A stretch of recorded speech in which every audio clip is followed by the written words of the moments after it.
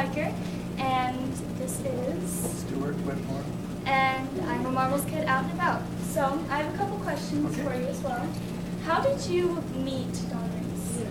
I met Don Reese in Hollywood. We were at the World Championships of Performing Arts, which is an Olympics of the Performing Arts, and we were both talent scouting for that and helping people get their start in the industry by taking them to that. Can I jump in? I think that's when I was, I put all the agents, casting directors, producers, I brought in the stars, like Pauly Shore's sister, Pauly Shore, his dad. You did all that, yeah. So yeah, and sponsors. That was in 1998. Oh my God. Okay, go ahead. So when did you start doing teaching and telling people what to do? Telling people what to do?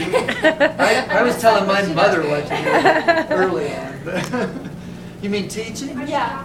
I started teaching guitar when I was 14 years old. I was teaching while I was taking lessons. I ran an ad that said, in the newspaper in a small town, that said, wanted beginning guitar students. If they weren't beginning, I wouldn't take them. And so I put myself through school doing that, through college. But, and then I worked professionally for a number of years, and whenever I wasn't working, I'd go back to teaching. And I trained in voice and ended up starting to teach singing and performance, so teaching, singing, performance, guitar. I've written some songs and had them published and teach people songwriting. And then I didn't know I was going to be doing this. I really didn't. It just kind of the way things worked out. I ended up owning a school called Academy of the Arts Denver, and where we teach acting, singing, songwriting, piano, drums, bass. We'll teach about anything we can think we can teach. Yeah, and Stuart has open houses, and the thing is, when I was in LA, I would keep training and training. I mean, I took from Charles Conrad. Just because you take one workshop, the more you have on your resume with that film director that's going to go, oh, cold reading, acting, whatever it is, it helps promote you and stronger for your agent. So your agent can say, wow, they're still training. It's not like taking a guitar lesson overnight or taking a comedy class and saying I'm a professional comic the next day. You have to keep doing it. Exactly. Yeah. So. What made you to buy the school? What were some of the decisions that you made? Well, I guess the thing that happened a few years ago, because it was always about me in my career. I wanted to be the big rock star, the big movie star, and I've done a lot of that, and I've been very fortunate to have a lot of good opportunities. And I've done it in all facets of the industry.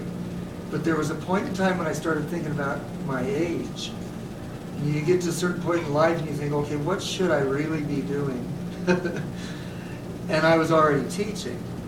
And I thought, well, what if I turn this around and make it so that it's not about me, but about sharing what I know and what I have and can do with all these other people who want the same thing. And that was a conscious decision I made. And I call it a God thing.